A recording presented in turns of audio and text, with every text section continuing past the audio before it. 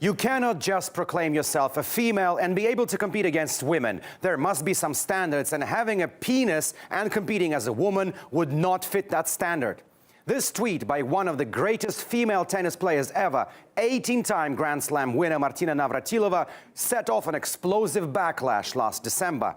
Transgender activists, namely Transgender World Cycling Champion Rachel McKinnon from Canada, lashed out, forcing the tennis legend into an apology and a promise to read up on the subject.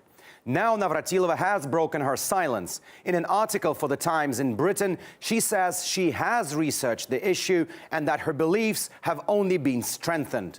A man can decide to be female, take hormones, win everything in sight and perhaps earn a small fortune, and then reverse his decision and go back to making babies if he so desires.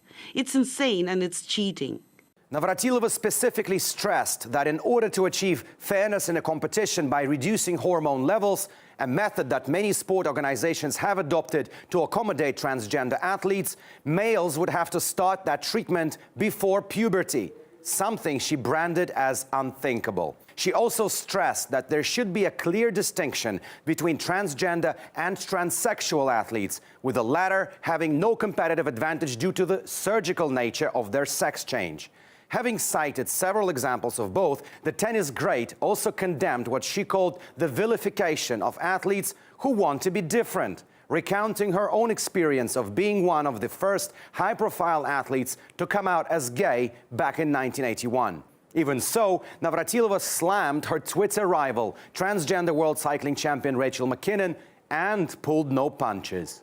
McKinnon, who says she received more than 100,000 hate messages on Twitter after winning the World Championship, has presented herself and other transgender athletes as victims of prejudice. There can be no excuse for such ignorance and nastiness, but I also deplore what seems to be a growing tendency among transgender activists to denounce anyone who argues against them and to label them all as transphobes. Navratilova perhaps preempted the fresh wave of criticism aimed at her, with McKinnon and several pro-transgender activist groups immediately branding her as transphobic.